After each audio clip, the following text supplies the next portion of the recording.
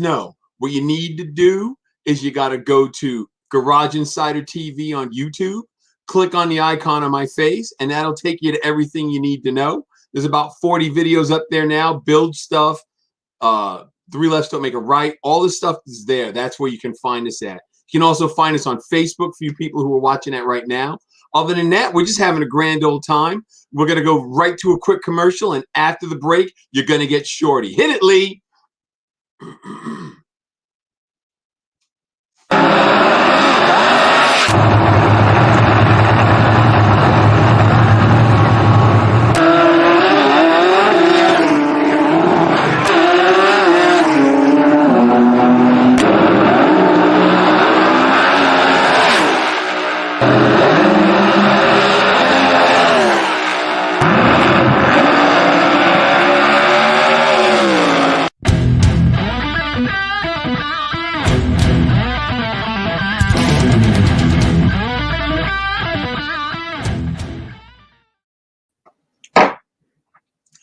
All I have to say, and Lee's going to have to answer me.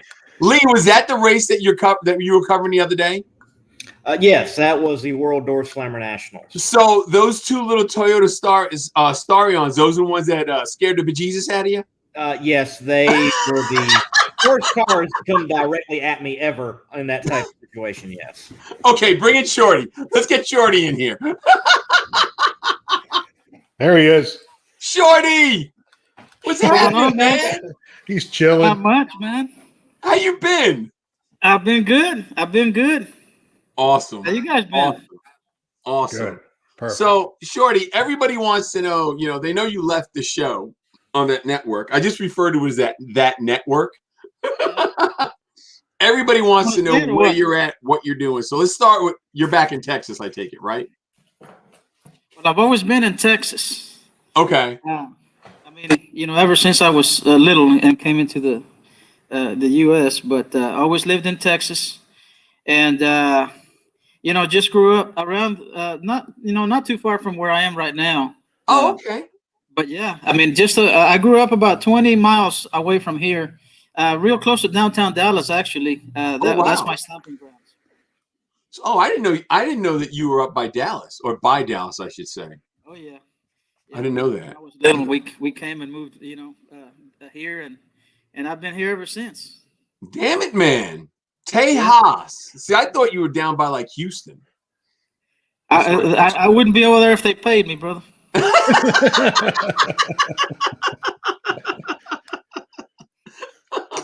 just kidding, man. It's all right. We're not going to hold it against you. I ain't going back to New York City. Promise you that. I don't blame you. Only if I can be governor or mayor. And I heard there might be slots for those two positions. Oh, man. Don't start that politics stuff, Lou. Come on, man. I gotta be a pain in somebody's ass. Yeah. You know what they say? No politics, no religion. There you go. Yeah, right. So I didn't intro John, and I don't know why I didn't. I was just jazzed about talking to you, but that's John leaning over. You met John. Yeah, we were going back and forth with the emails. We were on the phone. We were on the phone together once a while back, but I don't know that I've ever met Shorty out and about.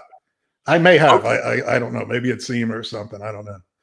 So maybe I guess you were the one that I was talking to in a three-way deal a few months ago, right? Yeah. Okay. Yeah, that was me and Bob O'Gorman. Yeah. We were talking about the shop and all that stuff. Yeah. Yeah. He gave me who thought he was Irish, who found out that he's Puerto Rican through was it Ancestry.com or something? Yeah. He's like 90% Puerto Rican. What does he go by? Grego? No, we call him Bobo G. That's what we call him. Bobo, that's right. Yeah. He gave me some good advice. We've been keeping in touch since then. Good. That's good. Good deal. He can help you with a lot of stuff, not just lifts. He can help you with a lot of stuff. He's got a lot of contacts in the industry. He's good to know.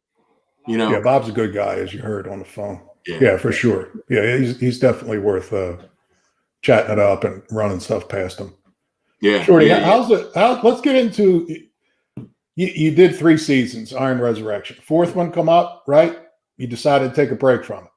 Tell us what happened, the travel, what that's all about, and explain what was doing there that made you step aside. Yeah, well, I loved it. I had a good experience, and I had fun. But as some people know now, or most people know now, they didn't know back then. But I live here in Dallas, and the show was being filmed mostly in Austin. I brought a few cars back here and filmed very little here, which was sometimes good, and but most of the time wasn't, because I still had to have the car back there in a certain amount of days and time, and so it didn't really. It wasn't much of a benefit at that. So I felt like we were doing too many cars, so little time, and I think that I just got burned out a little bit, or just didn't want to do it that way, and I made the decision to step away and come back to my business, which a lot of folks didn't know that either. I've had my business since 1997. Oh, So, wow. I've had clientele built up since then, and my customers are just awesome, repeat customers, and or word of mouth.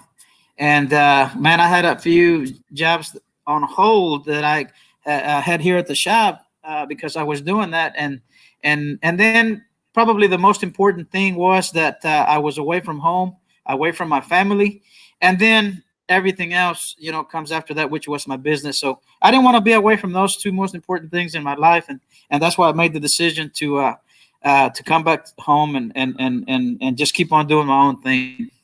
Shorty, Yeah. for those who don't know, how far of a run is it, and how often were you making it from Dallas to Austin to make the show work? Well, it's 3 hours, 3 hours from here. So I was Right. driving down there weekly. I'd go down there and work, do the show thing for a week, and then I come back on Friday nights. Do the spend time Saturday and Sunday here, and then go back. So Yeah. like I said, after 3 years, it just got a little. How much work did you do in your shop while you're running your 5 days? It sounds at I didn't. Joe's. I didn't. You shut it down. So that I had to did. cost you. It had to cost you to be able to pull that off. I mean, you sacrificed a lot there. Yeah. Yeah. I mean, I shut it down. I had, like I said, I had some cars on hold here, and my customers were very understanding. They were cool with it, and I gave them um, I told them, I said, look, I'm going to be away for a while, and if you like, you can pull your car out, and I can recommend someone or whatever. But they didn't want to do that. They said, no, we'll wait until you get back. So, That's a long time. Yeah, that Yeah. was just so. All those little factors that come into play. But I had a good time. I had a good experience. But like I said, all those little things after 3 years just got a little bit tiring for me, and like I said, that's why I came back to my shop. Let's back up before you started the show, because I want to get into some of the things that most people don't know in talking to you here, because everybody sees what's on TV. They assume a lot of things, technique, what you do, how you do your thing. When I think on the show, they covered it, but it's more entertainment, more, fooling around in the shop and not actually your technique. But right now, I wanted to get into, prior to starting the show, what was the relationship with Joe and Amanda, and what was their shop like, and how did the TV show come about? Well, the TV show come about in this way. One day, I was just talking to Joe. We hung out just about every day, prior to the show for years. And one day he asked me. He said, what do you think about if we do one of these shows, one of these reality car shows and stuff?" And I was like, "Okay, yeah, didn't really think much of it." I was like, "Right," and he said, "No, really, man. My brother, he's kept in touch with the producer of the Biker Build-Offs, which you guys all know that, Joe was he built bikes mainly, and Right. he was on a few Biker Build-Offs and did well and stuff like that. So, Jason, his brother, he kept in touch with one of the producers that produced that show." And when they got the idea, Jason, Joe's brother, actually is the one that came up with the show. He's the one that pursued it. He's the one that gave it the name. I mean, he's the one that basically did all the legwork to get the show. And when Joe asked me, like I said, I didn't think nothing of it. I didn't even think it would happen. So I was just like, "Yeah, man, count me in."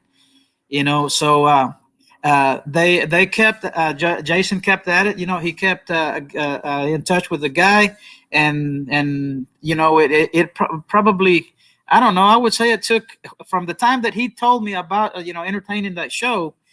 From that time, it probably took I'm gonna say a couple of years.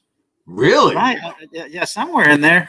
I don't remember exactly, but it took around that long.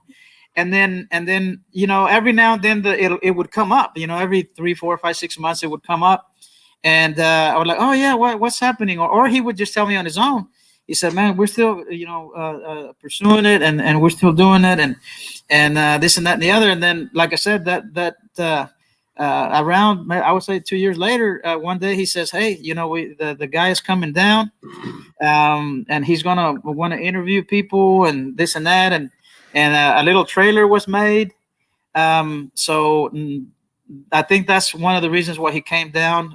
They made a little trailer, and he, I guess, liked it and came down. He met everybody, and oddly enough, I remember going down there, and not really knowing what was was going to happen, and I still couldn't believe it, really, because I come from nothing, man. I come from sleeping in the dirt floor from Mexico and stuff, and then I'm like, man, am I going to be? I remember thinking, I'm like, am I going to be on TV? And he interviewed everybody, and man, I got to say that it was kind of disappointing to me, because the producer, the guy that came down and interviewed us, he kind of liked everybody except for me. Really? Why was that? Why? Well, I think that he didn't really know me, and I think he thought I was kind of I don't know, how do you say it, dull, bland, or I don't think he saw much of yapping around and jumping around and just wanted to be somebody. I was just basically listening to what he had to say, and just kind of kept my mouth shut and listen, whatever. And then he kind of said that he was happy about everybody, content about how everybody was was going to be, but he thought that my character wasn't really going to stand out. And how wrong was he? But it happens. They're expecting a ball of fire to be able to light up the screen, and not the talent. And I think most people, when they see Joe's talent, when he takes a piece of metal and creates, and they see what you can do, I think that speaks volumes. But those guys don't know that. They don't know what they're looking at. Yeah, they have no clue what they're looking at. That's the thing. And what was cool about that is that I never really, I think if I can remember the conversation, I think Joe did tell him that night on that table. He said, "Well, Shorty is the one that's been building cars for forever, so we need him, and without him, we probably don't have a show." So, like I said, if I remember, I think that's kind of how it went. And then he said, "Well, we'll give it a try, we'll give it a shot, and see how it works, see how it works out." But what I was going to say was cool about that is that he did tell me, several months later, I think somewhere around maybe mid-season or maybe about towards the end of the season, he did tell me that he was I surprised him, and he was, he kind of, he told me that he was wrong and that he really liked me and how I came across on TV. So that kind of made me a little happier. Yeah. Oh yeah, definitely. So, okay, does Jason build? Because I know on the biker build off, I know that that Mark was the guy who did the planning and designing and all that. But does Jason build? Jason I've never met him. The way I saw it is Jason did design because they had a pipeline, their own Right. exhaust stuff, and I think that he designed, and I'm sure Joe had some input as well, but I think Joe or Jason rather, he ran the shop, and I think he designed a lot of the exhaust that was being made for the the choppers, the bikes back in the day. So he wasn't like a bike builder himself, but I mean he probably could have built a bike, if he wanted to. Right. Right. Yeah. Did you do the paint work for him? What was the relationship between you and Joe prior to the show? Yeah, so I met Joe like around 1992, maybe I think it was around 1992 or 91, somewhere around there. Yeah. And because I wanted a mural on one of my trucks, and one of my friends recommended him to me, so that's how I met him. And he didn't want to do the mural because it was stupid what I wanted. What was it, Shorty? Let's hear it. What was it? Let's hear it. Come on. Do you want to know? I wanted the Predator was, the movie Predator was out at that time. Right. And then, so I love that movie. One of my favorite movies, And so I wanted on the hood of my truck, it was a 68 GMC that I was building. And on the hood, I wanted downtown Dallas, all the buildings, the skyscrapers, the skyline. And I wanted the Predator to be stepping on the skyline, like with fire coming out of his feet and stuff, like Godzilla. Yeah, with that, remember that machine gun that he had that it turned. Yeah, I mean, it was a badass machine gun, So I wanted that machine gun and the Predator's hands like this, looking up at the sky, and so in the sky, I wanted the robotic eagle. You remember that robotic eagle? Yeah. Yeah, it was like a robot, but it was an eagle. So I wanted the eagle to have my truck in its claw. And I wanted the Predator to be shooting down the robotic eagle. Okay, so wait a minute now. Did Joe do it? Oh, he did it. Oh, he did it? How'd it come out? He did it. It came out good. I mean, he airbrushes good, and he did everything I wanted. So that's how I met him. Yeah. That was that conversation. I bet you after Shorty left, after telling him what he wanted, he goes, "I don't want to do it, so I'm just gonna have to charge him a bunch of money, and maybe he'll go away." well, I think he did, and I still wanted it done. Yeah. Yeah. So he did the mural, and then after that, we just kept in touch.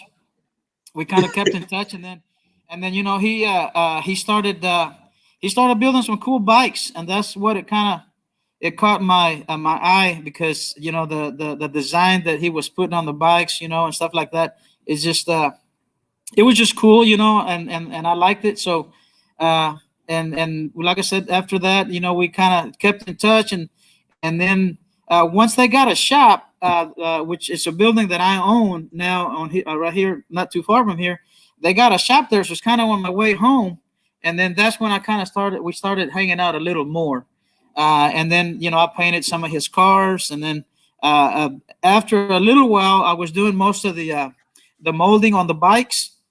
And then I was doing all the canvas and then he was coming back and doing his artwork, and then I would clear the bike, buff it out and everything, then put it together, and then he did whatever he was going to do with it. Oh, cool.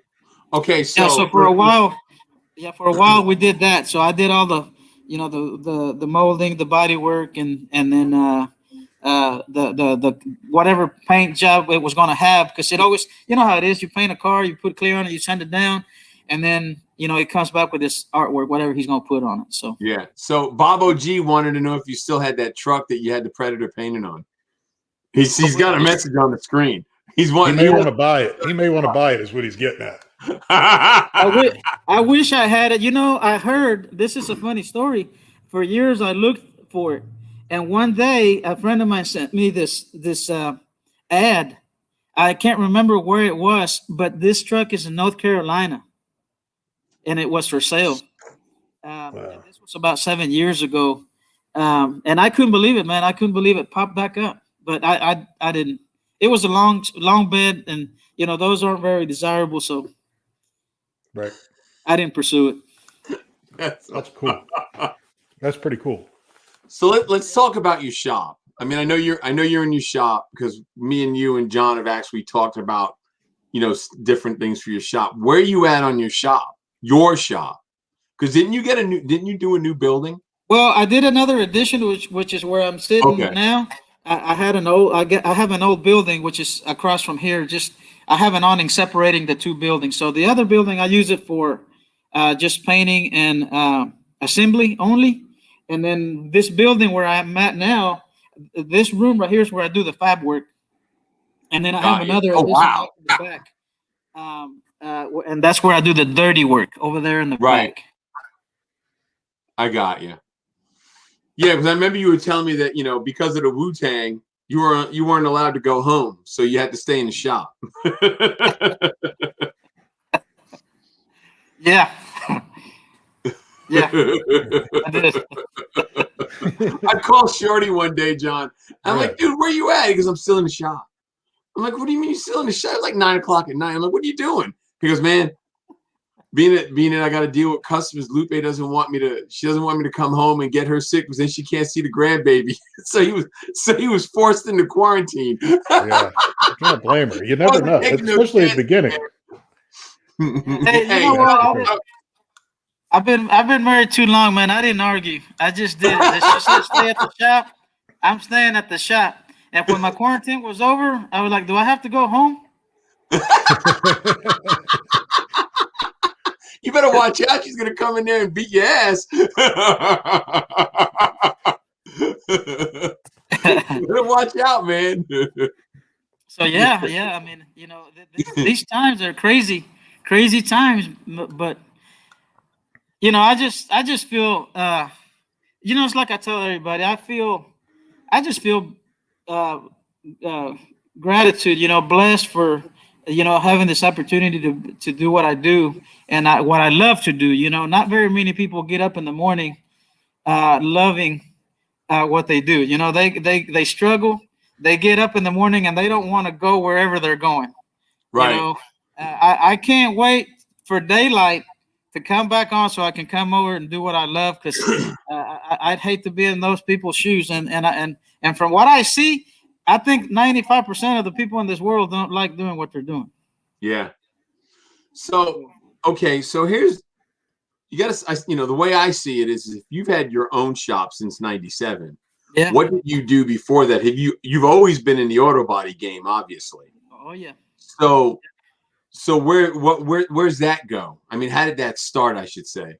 Well, man, what a lot of people, I wasn't born in the U.S. I was born in Mexico, and I was born way down in the interior, fellas. I mean, if I took you down there, you probably wouldn't believe that I came from there, because it's literally like in deep in the mountains, and it's like in central Mexico.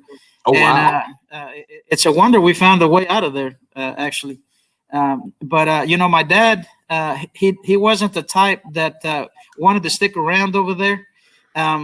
He was always on the loose, I guess you could say, and he was always coming here, to what we call El Norte, to make a money so he can send it back to us to Mexico. Right. But the thing about it is that he wasn't there, and he was coming over here, and he really wasn't sending us a whole lot of money. So we were still poor. One day when he came to visit, I was 4 years old. He came back to Mexico because that's what it was. He came to visit. He'd only stay, I don't know, maybe a couple of weeks, and then he just like tell my mom, "Hey, I'm leaving, and I'll see you when I see you." But I think when I was 4 years old, the last time my mom put her foot down, and she said, "Well, no, it's not going to work that way. If you leave, we're all leaving. And if you leave on your own, then don't come back because we won't be here when you get back." She was tired of being, I guess, on her own most of the time and stuff. So my dad, we picked up. We didn't have anything, so there was nothing to pick up. So I think my dad borrowed money to get us all a ticket on the bus, and we hopped on a bus, and we came to Acuña, which is across the border from Del Rio, Texas. Yeah. And we ended up there, and I got to be honest with you, man. I thought that was hell. If there's a hell on earth, that's it down there. Because we didn't know the cold, the winter. We had no idea because where I come from, the temperature is usually between 70 and 90 something degrees all the time. So we didn't really know about cold. And when we arrived there, we got off that bus, and since we didn't really have any jackets or nothing, I mean, we were freezing to death because it was winter, and winter carries over to those border towns from here. Oh yeah. Yeah, so it was colder than hell, man. And I remember thinking, it's like, what in the hell did where are we at? Being that little. Yeah. And I'm like, I just couldn't believe it. I mean, we were dying. So we didn't have a place to go. And so my dad went to look for his sister was living there already, and he didn't even know where exactly where she lived. So he left us at the bus station. It was 3 sisters and a brother and myself, and my mom. So he said, "Stay here, and then I'll be back. I gotta go find out where she lives or whatever." And so an hour or two later, he come back and he said, "All right, let's go." So we walked to her house, which was, his sister's house, my aunt, and her and my mom really didn't get along. Okay, you know how sister-in-laws, right? Yeah.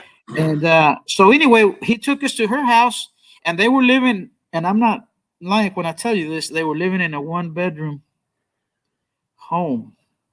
And over there, fellas, I don't know if you've ever been to Mexico, but they're made out of cinder block. Yep. And there's really no insulation. I mean, it's bad, but anyway, he took us to her house, and they already had like 5 kids. So it was all of us and them. Wow. Needless to say, that we didn't last there but a week. I mean, I think that they barely could. We moved next door, and long story short, we lived there for 3 years. Wow. And then yeah, it was terrible, man. It was, like I said, it was hell. And but what we did have along the way is, my mom, she's always embedded this on us the whole time, all of our lives. And we did have a lot of faith, and there were a lot of, I call them angels, in our path, people that helped us. And there were several, but there was this one man in particular. His name was Bo, and he owned a ranch in Del Rio, Texas. And up to that point, my dad had been sweeping the streets and just doing odd stuff. My brother, he never went to school because he couldn't. He was selling. If you've ever been to Mexico, you see little kids on the street selling chiclets, in their little boxes. Yeah. My brother did that, at 12 years old, 13 years old, he was doing that and stuff. But so this man, I don't even know how my dad came across this man, but he had a ranch in Del Rio, Texas, and my dad started working for him. Well, that guy was our angel, for a time, because what he would do is that my dad would work over there the whole week for him, and then on Friday nights he would take him to the house, and then he would take a couple of bags of groceries along with my dad, drop those off, and then come back and get him Sunday night and take them back to the ranch. Wow. And that guy was one of our he's our lifesaver, for our family. And he actually helped my dad also with a letter of recommendation and all that stuff, so we could get our green cards. So we could get our green cards and come to the dreamland, man. To live. Yeah. And so when that happened, we came across the border, and man, my dad, I'll never forget this. But he and I don't even know how he got it, but he had the '66 Plymouth station wagon. The plainest vehicle you can never, it had rubber mats. You remember those, Lou? Yep, I remember them. Yeah. It had the rubber mats, and it had the dog dish hubcaps. Yep. With the wheel, and it was the plainest car you could get, but he had that, and he went to pick us up. And again, we didn't have much, so there wasn't a whole lot to pick up. Whatever we had fit in the car, and all of us in it. The station wagon. I remember I was sitting way in the back because everybody was, they took up the seats, and me being the smallest, I was way in the back. And when we crossed that border, even being that little, I felt like, well, I'll tell you how I felt. When we were driving, and I looked out the windows from sitting in the back, I asked my mom if we were in heaven, if we had finally ever, because I think she used to tell me that when I was little. She said, one of these days, we're going to be in a place that looks like heaven, something like that. And so I remember looking from side to side, and it was green, and the road, there were no potholes on the road. It was nice and smooth. And I asked her, I said, are we in heaven? Is this heaven? Is this what it looked like? And she said, yeah. She said, we're in el norte, So that was the beginning of me coming here. And where I was going with that is that you asked me how I started. So sorry, I had to. It's all right. No, it's awesome. It's awesome. Cool story. Feel free to cut me off, man. No, go ahead, dude. You're fine. Because you gotta understand something, man. You're living, I should say, the American dream. Oh man, I am the American dream. You know what I mean? You truly are. At the end of the day, you came here with nothing, and now you have a business. You've done all these things that people dream about doing, and I mean, and I'm just gonna say it. Your family did it right. By getting your green card, you assured that you could stay in the country. Yep. You know what I mean? And that's the important piece. It doesn't matter if you come across if you can't stay. Right. Yeah. And that was the good thing, that, and it all happened because, like I said, my mom, she kind of put her foot down and told my dad, this is what's got to happen or it's not going to happen. But, he went through a lot himself. During those times when he came and didn't have a green card, obviously had to cross the Rio Grande. And I mean, he walked through the desert for days, risking getting bit by rattlesnakes and stuff like that. And there were many things that, stories that he tells us about, some of the things that happened in some of the times that they walked. And like I said, a lot of times they worked for days without water and stuff like that. And risking their lives and almost dying out there in the desert, Yeah. And then, when we lived in Mexico before we left, we actually literally lived in adobe houses. You've seen those, right? Made out of dirt brick. And we slept on the dirt floor. Only thing that my mom put on there was like it was like a mat. It's a woven mat of like a palm, leaves or something. Yeah, that kind of. So she would lay that down for us, and then me and my brother were sleeping one, and then the other one was for my sisters. And I mean, it was. But all those things just made us, I think, stronger. Make us appreciate what else you get. Anything you get after that is a bonus. Whatever it is that you're getting, it's it's an upgrade from where you were. But what I was going to tell you was when we came here, one of my sisters stayed behind, my oldest sister, because she ran away with her boyfriend. So when we got our green cards, she wasn't eligible to come with us here. So they stayed behind, and they didn't come over here till about 2 years later, maybe a year later. I can't remember. But my brother-in-law, he's the one that got me in the business. He's the one that got me started in the car stuff. He loved old cars. He loved to tinker with them. I mean, he would just tear them down for fun and put them back together. He was that type of dude, man. And you know, he never had a new car, but every car he had, he would buy it. And we lived in the junkyards, literally. You know, there's some junkyards that are not too far from here. They're on the street called Jefferson. And there were literally just, 12, 13 wrecking yards on that road. And we would spend our weekends there looking for stuff, for parts for his cars.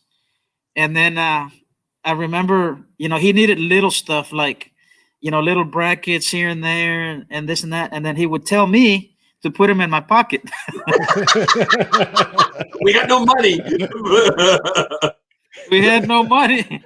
So he would only buy he would only show the big stuff, but my pockets were full of brackets and light bulbs and all kinds of sockets and stuff, And man, it was fun, every time he was like my big brother, Right. He took me everywhere, he was getting ready to go somewhere. He grabbed me by the shirt and come on, let's go.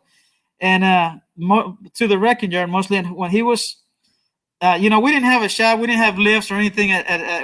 So he would park his car on the curb, with the two tires on the curb. Yep. So it'd be in an angle. Yep. That little crevice. We would actually change transmissions right there on the street. He would take the transmissions out and change them right there. And so tell the story. I don't mean to cut you off. Tell the story about dropping out of school in the 7th grade and that whole thing, because it's a cool story that people need to hear. Okay, and so he's the one that got me into business. He's how I learned. The sizes of the wrenches, the sockets, and because if I was under the car, he needed something. He said, "Go get this, go get that," and I was just his little gopher. But I hated school. Okay, and you young guys that are listening to this stuff, don't listen to me. Okay. Don't do what I did. Don't do what I did, okay? Because obviously school is very important, but I hated school, and I still hate it today. Okay, I still have nightmares about going to school. I dream about that. I can't even get I forgot my combination, and I can't get my locker open, and I still have those dreams today. And but when I was in 7th grade, I dropped out. I quit school twice in 7th grade. Because middle school was 7th to 8th grade. So, but during my life, like I said, my mom she was always making sure that I was in the right places and not in the bad places. So I was an altar boy for, since I was little. I mean, I can remember since we got here. Because she took us to church every Sunday, and then she enrolled me in the youth class. Man, she made sure I was in the right place. But so I was an altar boy, and became really close with the priest that I was helping at the church, and he'd always come to the house and visit. So so this was in 7th grade, and so one day I had quit school and found me a job, and I think I had been out of school for about a week or so, and working. And Father Scott came over to the house, and I was excited, man. I was like, man, I can't wait to tell Father Scott what I did, and because my mom and dad were cool with it. I mean, they were like, they didn't have an education themselves, so they thought like, if you show signs of being responsible and want to work and all that, that's way better than going to school. Okay, Right. That's kind of the way they think. But that's that. But that's that generation. That's I mean, that honestly, generation. that's that generation. Yeah. Right. Yeah. Yeah. So Father Scott came to visit us about a week later or so after I had quit. And when he came in the door, I said, Father Scott, I got some good news for you. I got some great news. And he said, okay, let me say hi to your mom and dad, and then we'll talk. So he went over there and said hello and stuff and said, okay, so what's the good news? I said, Father Scott, I got me a job. I quit school. And here I am, I'm 14 years old. And he said, where did you get a job? So all my uncles were working at this one place where they did ornaments, for the walls, like iron ornaments. Yeah. Candle holders. And that's where they were all work when they came here, because they were hired illegals, And so I asked my uncle one day, I said, hey, ask them if they'll hire me. He said, come on over, man.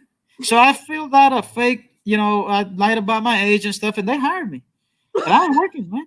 So he said, where are you working? And I said, down the street at Demco, right here on Davis. And he said, oh, my God.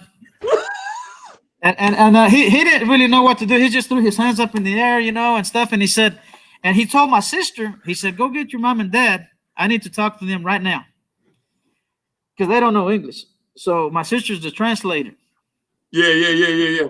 He chewed their ass out for an hour about letting me quit school. Needless to say, I had to go back to school the next day. I was pissed. I was pissed off. So the other time, kind of a similar situation, my 6th grade teacher came to the rescue. She showed up at home and stuff, and she just died a couple of years ago, and I kept in touch with her all this time. But she was the other one that kept me in school. So I had those two people to thank for where I am today, because she stopped me from quitting once, and then Father Scott the other time. But what was really good about what happened when I went back to school, the time that Father Scott made me go back to school, is that one day we were in class, and this was in 8th grade now, and I was thinking of ways how to get out of school, all this whole time, because I did not want to go to school. But one day the teacher said, hey guys, this is career day.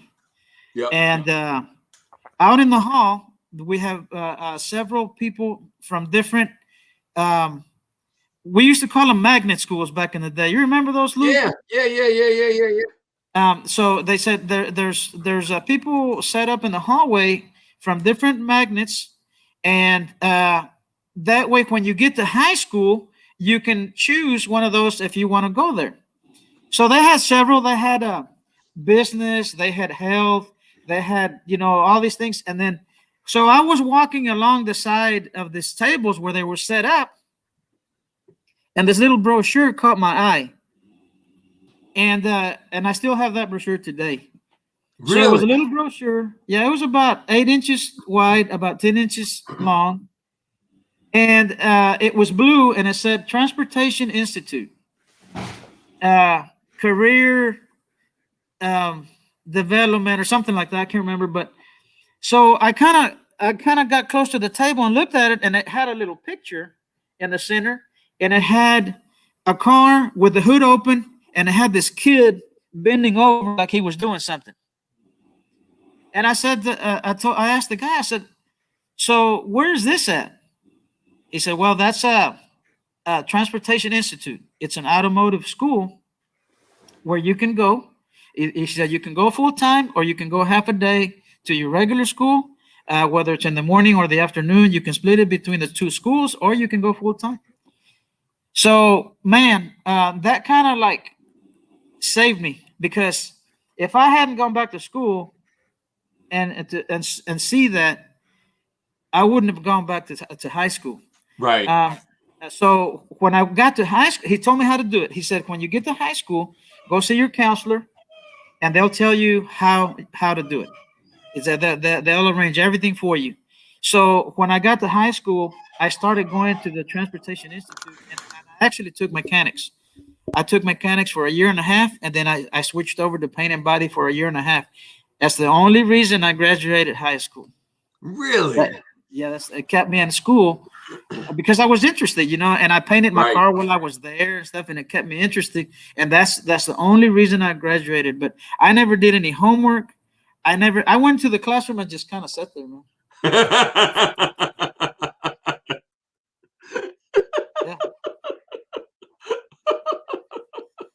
That's awesome, though, man. Yeah, I mean, you did it. That's all that matters. That's all that matters. Yeah. That's very cool. All right, so look, I'm gonna, we're gonna take a quick break. All right, Lee, just pick whichever one you want to show, and we'll make that our commercial. So we'll be back in a minute, and we'll talk to Shorty some more. Hit it, Lee.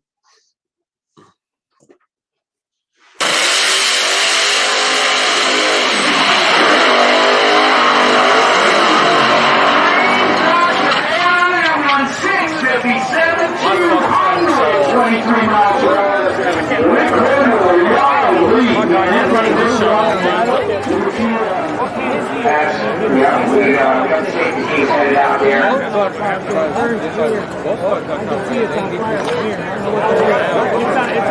too. Now the fire is right at the car. Yeah, the car is on fire since you hit the wall. So we're that way. You can see the fire team is on the site. The guy just got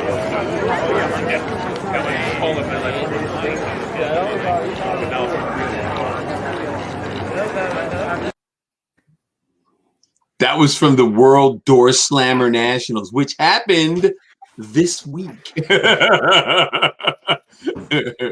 Current footage, as they would say. So okay. So you've been painting forever now, because we're about the same age. So you've been doing paint and body for a long time. We're just gonna say 30 years. How about that? We'll make it easy on everybody. Oh yeah, at least. It's a nice even number. How about that? It's a nice even number. Yeah.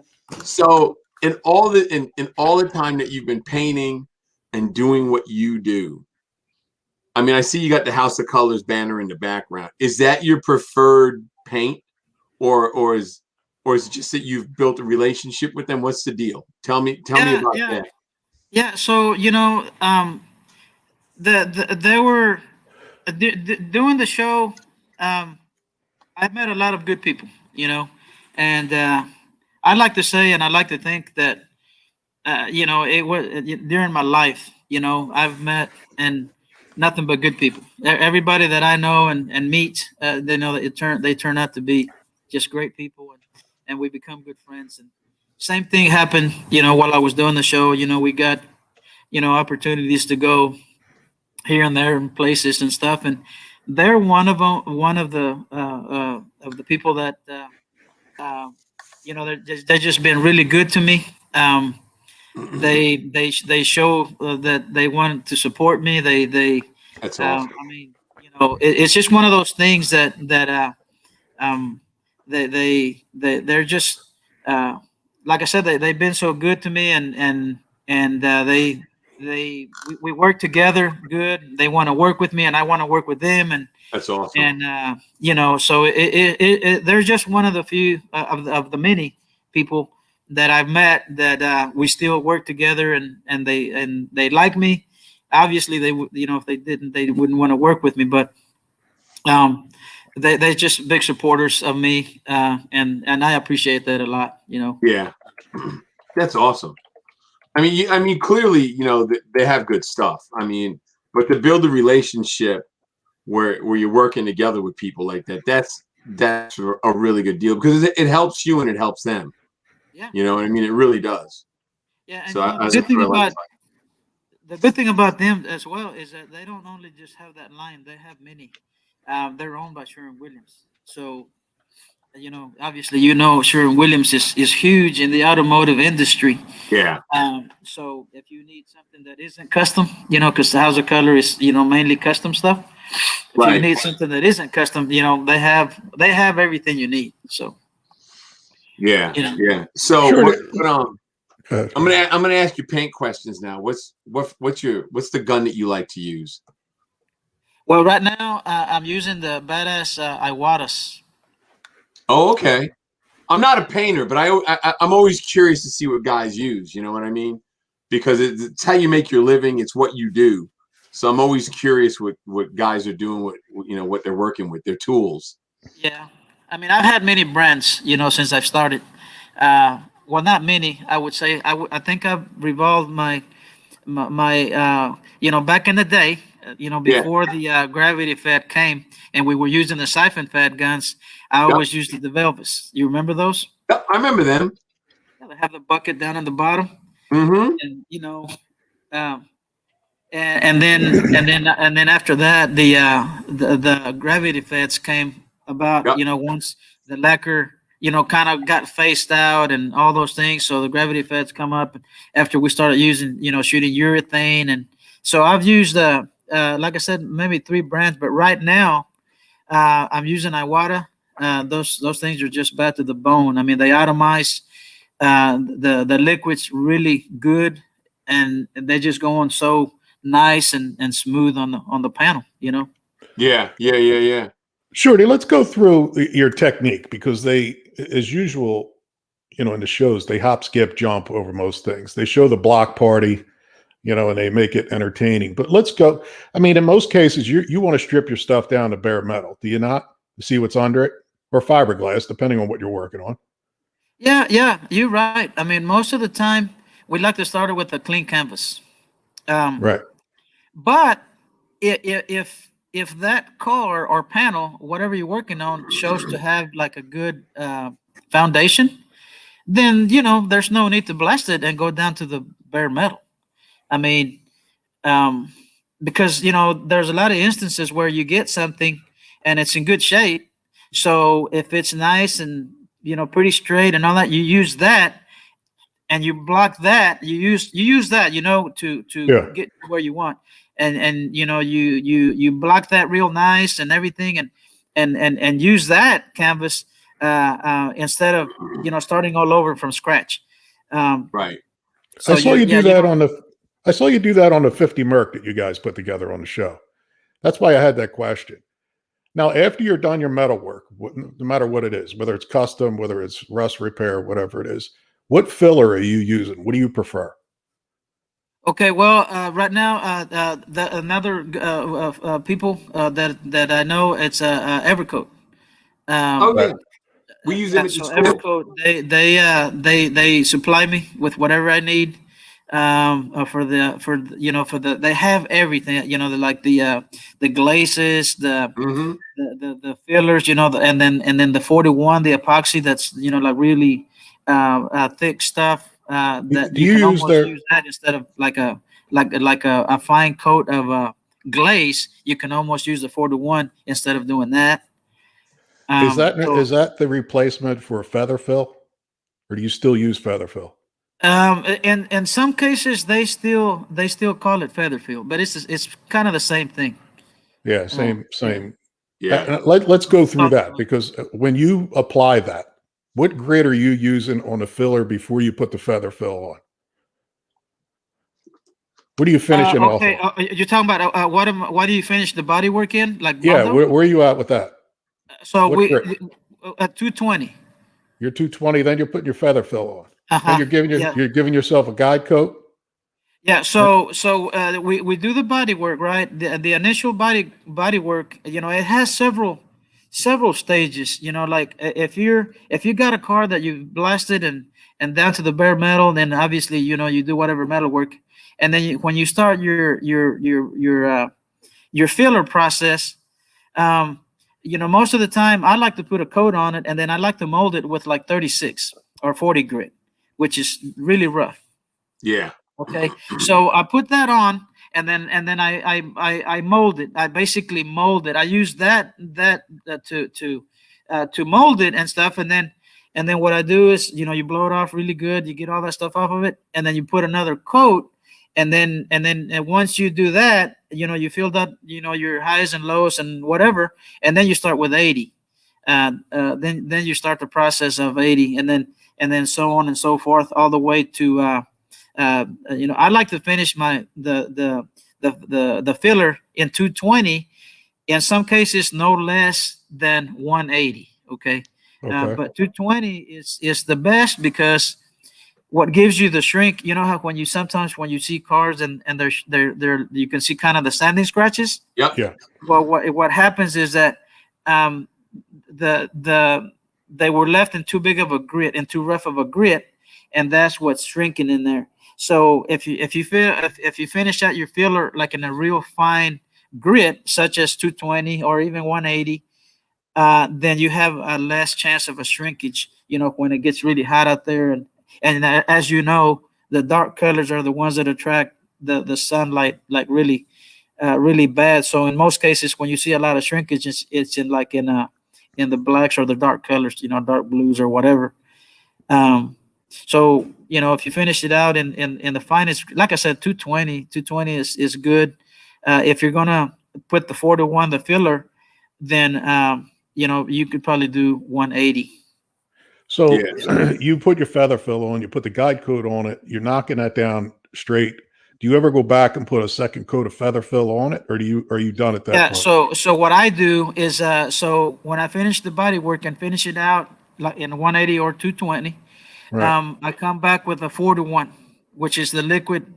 Right. You know, it's almost liquid bando. But you put that on, you know, put several coats of that, three coats, 4 coats, and then you put your. There's a new technology, so the filler, the 4-to-1 that I use now is self-guided. That way you don't have to put a guide coat on it. So they made it to where it goes on pink, but when you sand it, it becomes gray. And that's what, you know, that once you have it all gray, that means you done knocked all the guide coat off of it. And then once you finish that, if you don't need to do that again, because in a lot of cases, we do that process at least twice. So you do your body work, and then you put your feather fill or your 4-to-1, you block it, and then you do it again, and then you block it again. Okay. Right. That's what I was thinking. So yeah, like that process is in a lot of cases, you know, it's twice. But if you have it to where you know you're good and all that, and all you need is once, okay, then that's when I come back with the product that House of Color offers, which is KD 3000. Okay, so KD 3000, it's a primer filler that you can use 3 ways. Okay, you can use it as a primer, or you can use it as a heavy build. It's a 4-1-to-1. You can use it as a heavy build 4-to-1. You can use it as a primer 4-1-to-1, or you can use it as a sealer, which is 4-1-to-1 to 10%. And so that primer, I can tell you that it's bad to the bone, man. It dries real hard. Yeah, I mean that stuff will stick on like a toilet. If you spray it on a toilet, it'll stick on a toilet. Have you tried that? I actually have. That's why I'm telling you. Yeah. Did you customize the seat? You customize the seats. Yeah.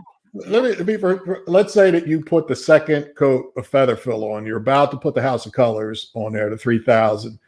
When you're about to put the 3000 on, what grit are you at the second time we're finishing it up on the Evercoat? What grit are you at? Yeah, at that point you're about to paint. So when you sand that, if it's a light color, like a light metallic, such as a light blue, light green, a silver, especially, you use no less than 500 or 600. But if you're going to paint it a dark color, like black, maroon, dark blue, whatever, you can use 400. Okay. Mm-hmm. So why the difference in the color and the grit? What makes you say that? Okay, so what happens is that the light colors, and I'm looking over there because my 59 is sitting over here, but the light colored greens or the blues or the silvers, you know, if you scuff your prep area, the area that you're going to paint with 400, then the scratches, those colors are so transparent that the scratches are going to show underneath your clear. Huh. Okay. I didn't know that. Wow, I didn't know that. I didn't know that. Holy shit. Yeah. So Shorty, a lot of people seal it, you know, whenever they whenever they prep it and they've already sanded it, and a lot of times they go back with a sealer, to seal it and all that. But I don't like to do that, so I make That's sure what they teach the kids at school, to seal it. They say once you get yeah. it all done, you blow it off really good, you wash it. A lot of people do. Dry it, and then they have them seal it. Yeah, and if I was going to paint a car that I didn't know that someone else prepped or whatever, I would probably seal it. Right. Yeah, because it saves you from having to go back and yeah. I mean, if I didn't know how good it was and I didn't really have time to expect, whatever, then I would seal it and then put the base on it. Right. You'd use that House of Color sealer. Do they still have the co-seal? Is it a co-seal? The what? It's a co-seal, I think they used to call it, the co-seal with a K. What's a sealer that you use? I don't want to sidetrack you. What sealer are you using at that point? Well, I use the KD 3000 as a sealer. Oh, okay. Oh, wow. So then you're putting your base on. You got 400 to 500. You're putting your base on. If I seal anything, that's what I do. Yeah. And then I put the base on. Yeah. Okay. So then, no matter what it is, whether it's Sherwin-Williams, House of Color, what have you, then you're going to shoot your clear on it. What clear are you using? House of Color. Which one? UFC? The UC21. Is that a softer than UFC, the final clear? Or they still have the final clear? It's been years since I touched that. Yeah, they have the UC. They have the 21, the 35, the USCS 01. They still have that. Yeah. USC 01. They still have that, which I use sometimes still. But I mainly use the UC 21 right now. Okay, I'm writing this down. Hold on. John's getting his information for when he does the car. He's got a Cadillac he's got to do. Yeah, so. that clear, Shorty, that clear. Now you're using it. You prefer that? Why? Because of the flow? Because it's hard? What makes you? Yeah, I like using clears. I mean, I like them all, but I like using clears that don't have reducer in them. That the ratio is 2 to 1. But a catalyst. Yeah, just clear and catalyst. That's it. Yeah. I don't like using clears that are, for example, 2:1 or 4:1 or whatever, and they have a reducer in them. Yeah. I like to stick with the clears that just have catalyst in them. Is that because of shrinkage? We put the reducer in it. You think it's going to shrink? Why do you say that? What makes you do that? Just preference. I don't know. I mean, it's just preference, I think. Because the shrinkage, unless you did a prep job, you're going to get shrinkage. But I just like it better. I think in my mind, I think that it's more of a solid. Yeah, you're right. More of a solid clear, Yeah. a solid liquid. How soon after you? When you think about it, I mean, it's one less chemical that's in it. You know what I mean? Yeah, for a reaction too. Yeah. So because a lot of times the clears that have reducer in them, if for some reason you have a spot that it could very easily react. If you're just doing a spot job, and it all depends too on what you're doing. If it's a complete and you don't have anything that you have to worry about, then yeah. But if it's a repair job, which I do a lot of repairs, these are cars that have been painted before. So if you do a repair job on top of an existing paint job, and let's just say you broke through it because you did a little body work, you have to worry about that ring around where you did your body work and where you feather edged your body work onto the existing paint job. Well, a lot of times, the base, if you put the base on a little wet, that paint will react around that ring, Yeah. So you gotta be careful with those things. And I just feel like if it doesn't have reducer in it, you don't have to worry about any of that kind of stuff. Yeah, So you're going to throw it in the heat, even though you're in Texas. You throw it in the booth, throw heat on it to cure it. Well, if you have heat, so right now in the booth that I have here, it doesn't have a heating unit.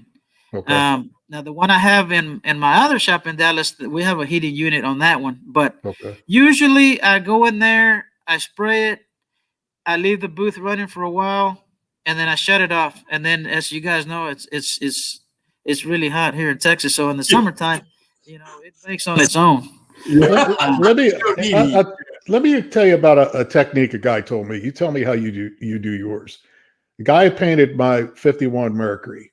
He shot the outside of the car first, right? Car's complete, all together, done, right? What he did was he then sands it all down, the outside, flat sands. It takes the whole car apart, blows the car apart. Then what he does is he shoots the jams, the color. Okay. And then he clears the entire part, the entire panel, so you have no tape marks. Then he puts the whole car back together and sands it out, polishes it up. Have you ever seen anybody do that? I mean, when he told me that, I'm like, that's a pretty smart idea when you think about it, because it does sound more complicated. It's just in reverse of what I was used to. No? So Shorty, we lost him completely. He's not even in the back of the studio, so don't know what happened there. Shorty's gone. He's gone. He's got to put money in the meter. Ray up. Maybe he can see it. While we're doing that, hold on. While he's coming back, let me show you what I got in the mail today, Lou. Look. Oh God! The bitter badge, bro. See that low number? Did you find it, or is that the one that you said it came? No, they mailed it to me today. So is that the bitter guest? That's you, bro. And while we're killing time, did you see this? I gotta get with Speed Shark and get that set up so we start selling merch. I gotta do that. I mean, I'll do that tomorrow. Is Jimmy still backstage, or he check out? Jimmy is still backstage. Bring Jimmy forward. It's been an hour already. It's been an hour already. Yeah. I know he's got stuff to do. Jimmy, how you doing? Yo, John, happy birthday. Yo, thanks. Did you you see that square body in the background at Shorty's shop? See that 86. Yeah. That's for sale, That's for sale. 2,800, he said. Right. Hey, man, that dude is full of stories. That's it. Hey, that dude's cool. I wanted to get, Lou and I talked beforehand. We wanted to get what people don't hear or see on the show, which is his history of coming to the United States and his technique. Because so often you watch them do it, and it's like hop, skip, jump. Here we go. We're run right through it. They don't tell you exactly how he's doing it, what he's doing, what product he's using, because it puts people to sleep. But I wanted to know always, what are you doing and how you finishing up and what's quality? Yeah, it's cool to listen to him tell you how he does it, and it's cool, man. But he has some great stories. Really cool to hear about. For sure, came up for sure. How he got here. It's cool. Yeah, the other thing that I wanted him to get to, if he comes back, the fact that all along when he was working at a body shop, he was socking money aside, knowing he wasn't going to stay there forever. And he bought a piece of property, paid for it, and just went and then started paying for all the materials to put the building up, and slowly knew, I'm stepping away from the dealership, and this is my future. It's not an overnight success. I mean, you hear him. He's sleeping on dirt floors in Mexico. He's living the American dream. He's living for real. For real. I mean, he came here, basically his family was dirt poor. I mean, that's literally how it worked.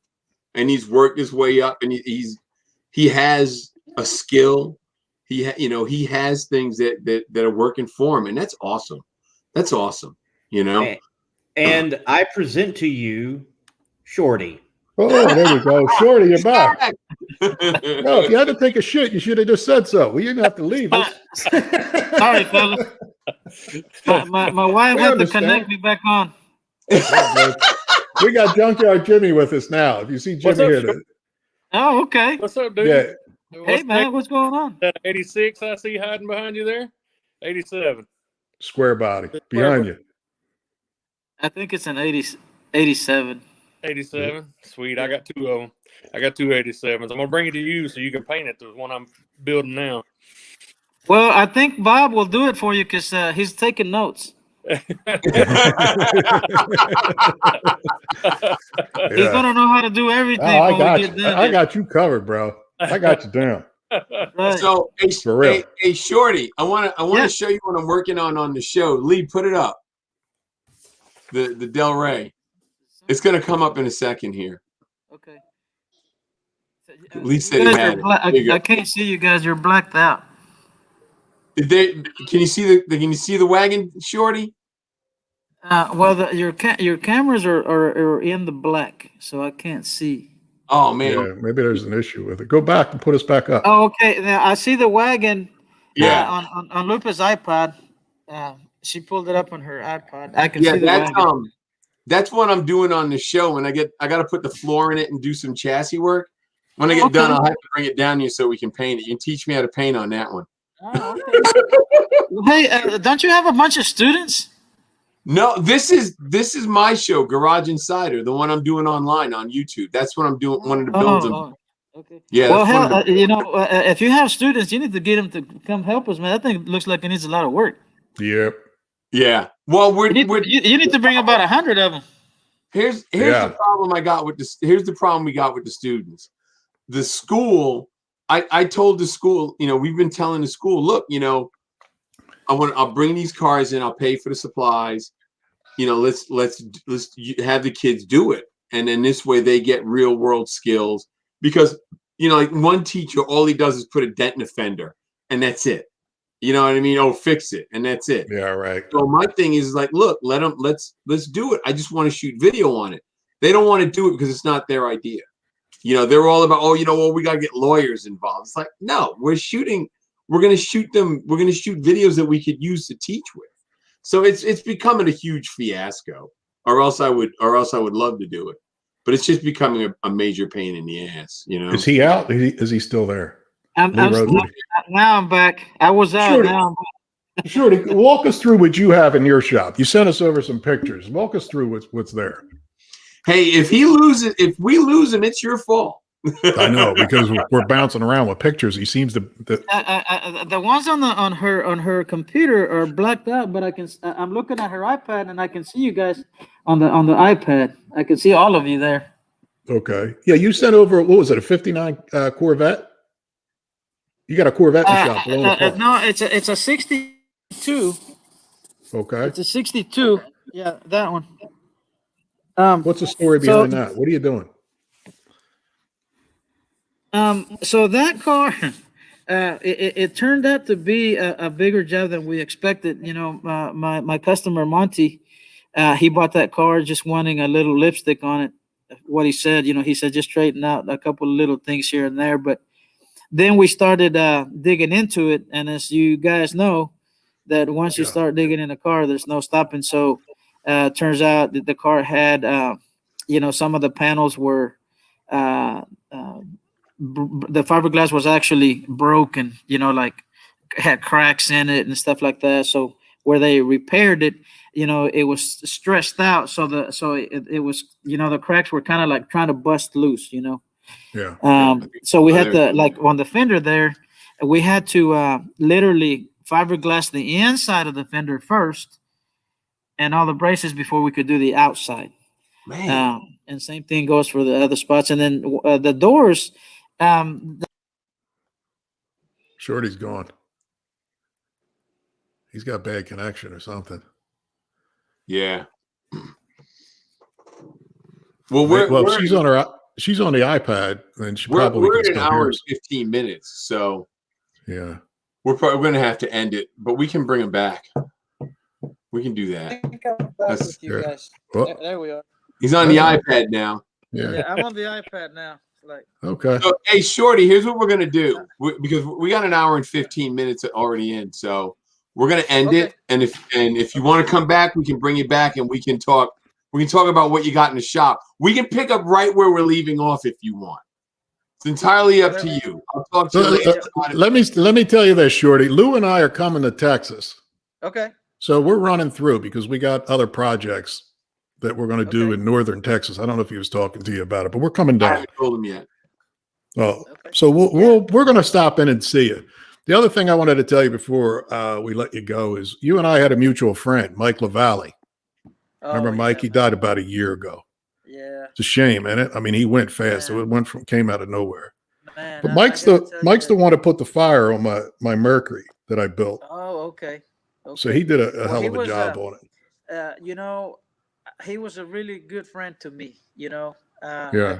I can say that, and it was sad, man. I think about him still, you know, to this day, and it was just like he was just a good friend to me. You know, from the time that I knew him till the time he left us. You know, he was just a great friend. He's a young guy. I think he's only in his 50s. I'd be surprised if he was 60 years old when he passed. I mean, it was out of nowhere.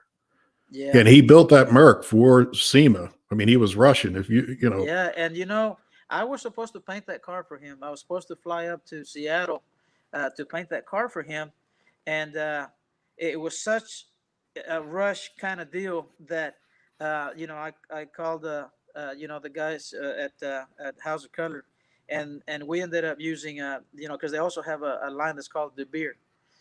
So in a lot of like regular colors, you know, we use those.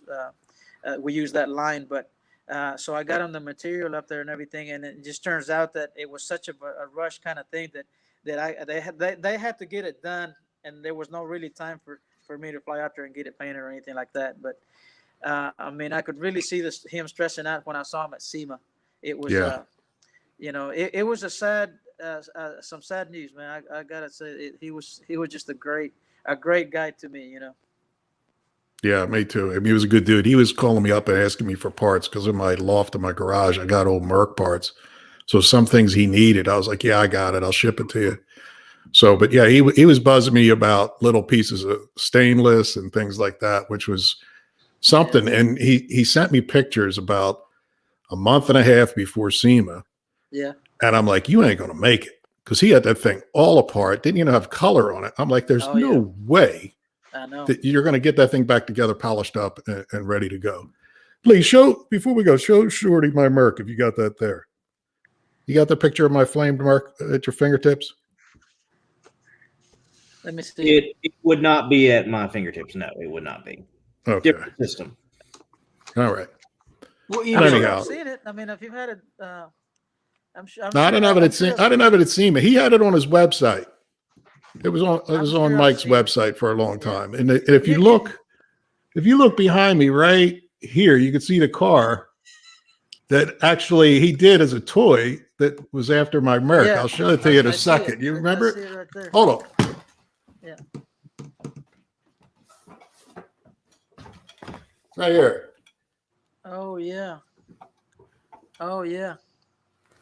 Oh yeah, that's a muscle machine.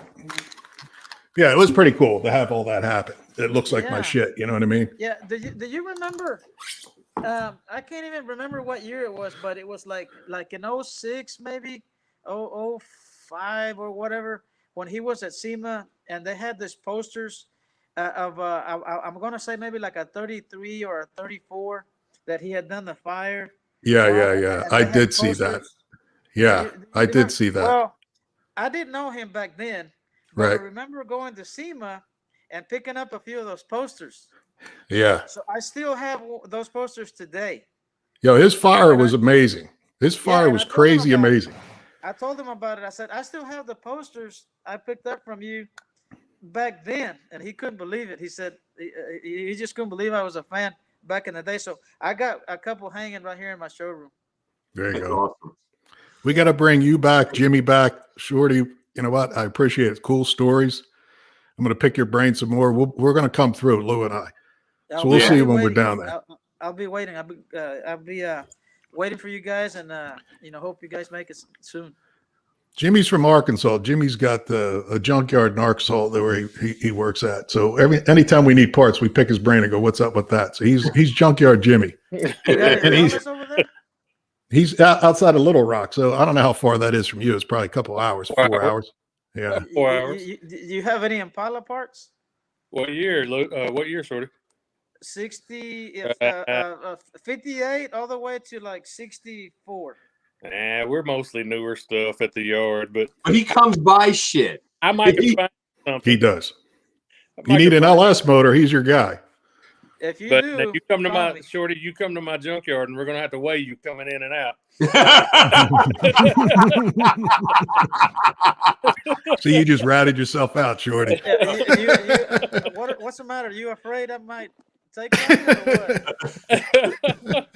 Hey, my brother-in-law made me do that, man. Bullshit. All right, well, look, guys, we're gonna sign off. All right, I want to thank everybody for tuning in. Shorty, you're a great guest. Junkyard Jimmy, thanks for hanging out. John, as always, we'll talk after the show. Sounds Next good. week, we got Aaron Hagar, Sounds good. so you guys be ready for that one. It'll be a good show. You know, son of the Red Rocker, who he actually builds cars. So we'll call the Aaron, and we'll go from there. So until next week, 3 lefts don't make a right.